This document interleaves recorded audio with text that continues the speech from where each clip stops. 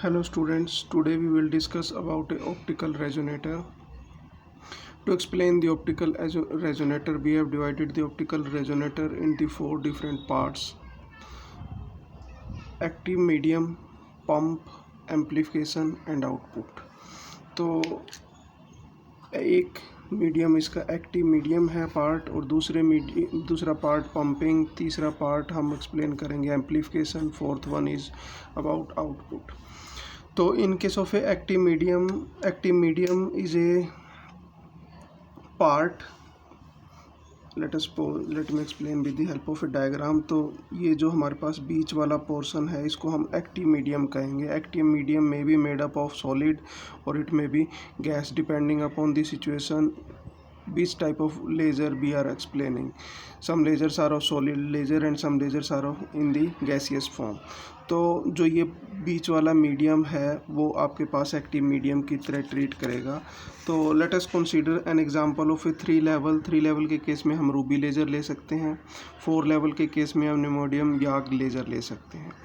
तो और second portion है हमारे पास पंपिंग, इसको भी एक्सप्लेन करेंगे हम. पंपिंग हमने आपके सिलेबस में नहीं है बट हम ब्रीफ में मैं आपको बता देता हूँ. पंपिंग के केस में हम क्या करते हैं कि पॉपुलेशन इन्वर्जन को अचीव करते हैं. पॉपुलेशन इन्वर्जन लास्ट आर्टिकल मैंने एक्सप्लेन किया था, in which the number of atom ions present at the higher state are more as compare to ground state. That one can be achieved by optical pumping, electrical pumping and chemical pumping. In case of optical pumping we will use a lamp and heat produced by the lamp is used to jump electron from lower cell to higher cell. और electric discharge pumping के case में 2 electrode होती हैं, उनके बीच में higher terminal voltage लगा के हम डिस्चार्ज प्रोड्यूस करते हैं जिसका गैस से आयनाइजेशन होता है. That one energy is utilize to jump electron from lower cell to higher cell. And chemical pumping के केस में जो रिएक्शन से आपके पास हीट इवॉल्व होती है. We have studied about the 2 type of reaction in case of a chemistry, endothermic and exothermic. तो एक reaction जिसके केस में हीट इवॉल्व होती है, बाहर निकलती है, उसको हम यूज़ करते हैं to jump electron from lower cell to higher shell. तो this one is the pumping part. फिर है हमारे पास as it is clear from its name laser light amplification by stimulated emission. I have written a with red colour. Special A को मैंने red colour से लिखा है, एम्प्लीफिकेशन को ये क्यों लिखा है later on I will explain this one.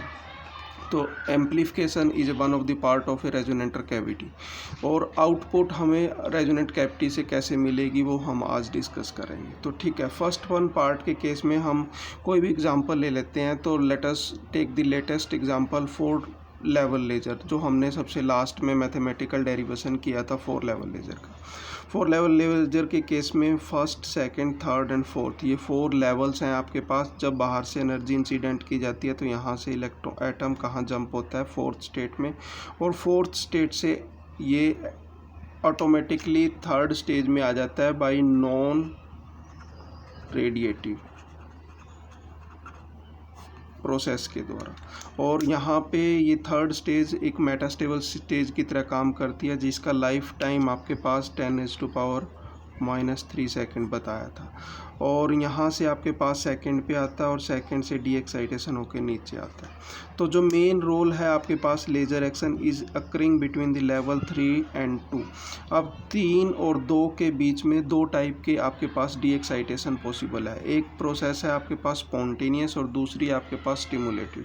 As it is clear from our previous study, spontaneous process कौन सी होती है? अगर थर्ड लेवल से सेकेंड लेवल के अंदर अपने आप डी एक्साइटेशन हो रही है तो स्पॉन्टेनियस एमिशन है, और अगर उसको बाहर से किसी एनर्जी की ज़रूरत है तो that one is stimulated emission.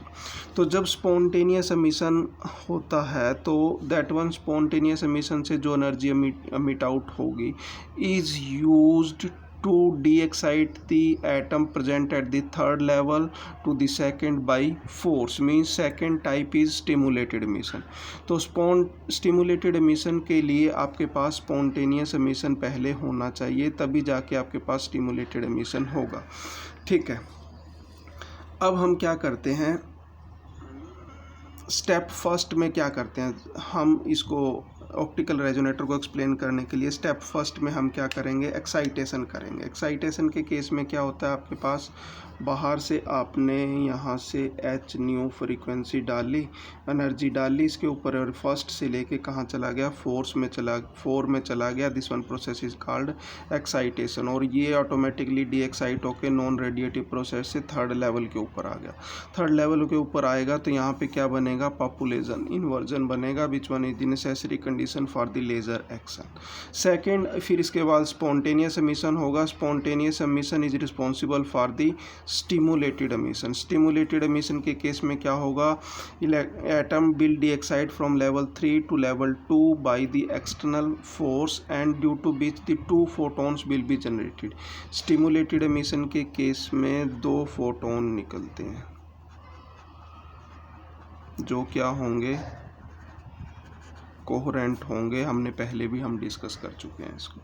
Now the question arises how the stimulated emission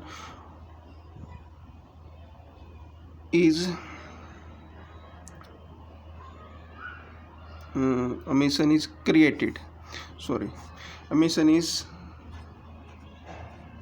created।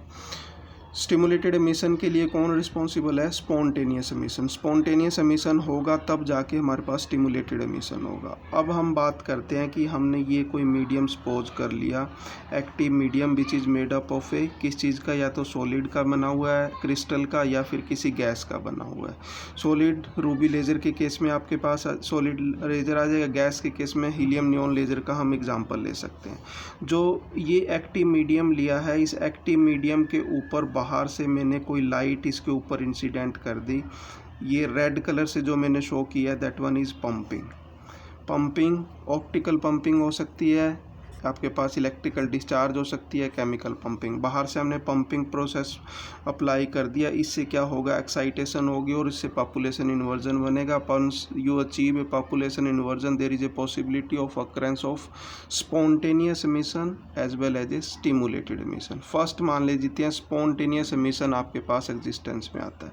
So spontaneous emission होगा, उसकी कोई डायरेक्शन तो फिक्स होगी नहीं। लेट अस सपोज जो ये ब्लू लाइन्स हैं स्पॉन्टेनियस एमिशन की, एमिशन से जो फोटोन निकल रहा है उसकी डायरेक्शन को शो करते हैं।